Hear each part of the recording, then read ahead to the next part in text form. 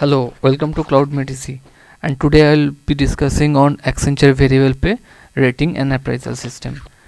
So, as we perhaps know, Accenture has increased its variable pay amount, and now its variable pay amount of 27% of its CTC. So, if you offered a fixed pay of 10 lakh rupees, so your CTC would be somewhat around 12 lakh 70,000. So, 27% will be your variable pay, and Accenture does pay this variable pay twice in a year.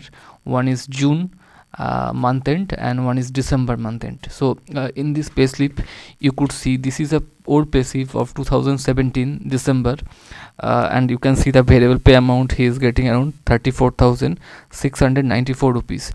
In 2017 the variable pay was 15.65%, but nowadays it is changed and it is now 27%. So one thing here, the good part is they will divide this variable pay and pay this amount twice in a year. So even if an employee is leaving between, at least he or she, it is possible that he will get at least once variable pay, because if he suppose leave his organization in March, so he will get that December variable pay. But it is not for the Cognizant will do the payout on March, and if you are not active by the time in the system, you will never get the variable pay. So that is good part of Accenture. Now I'll tell you how much you can expect uh, on Cognizant from Accenture. So Accenture doesn't give the 100% variable pay. That is the sad part. So to know like how much Accenture pays, they basically told that they will pay 100%, but there is a catch. It is like a company performance and the project performance and the employee performance as well. But in reality it is only the employees rating and all. So the December, whatever rating you are getting, based on that December and next June month variable pay will be decided. So in Accenture they have basically three rating. Now after 2016 they have removed the bell curve system. Initially it was fourth like stage rating. Now it is moved to three stage. So they called it as a continuous feedback. So the first is promoted. So 20%, 10 to 20% employee normally get promotion per year based on their eligibility is normally 18 to 24 months at least in the same position.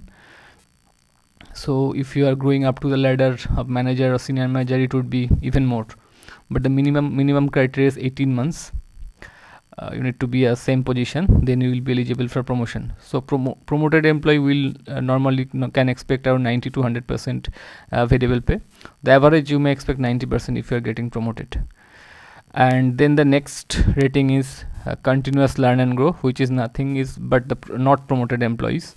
So they did perform well, but they cannot be promoted. So approx 60 to 70% people will get this rating. So if you are getting this rating, so you may expect 50% to 60% of your variable pay.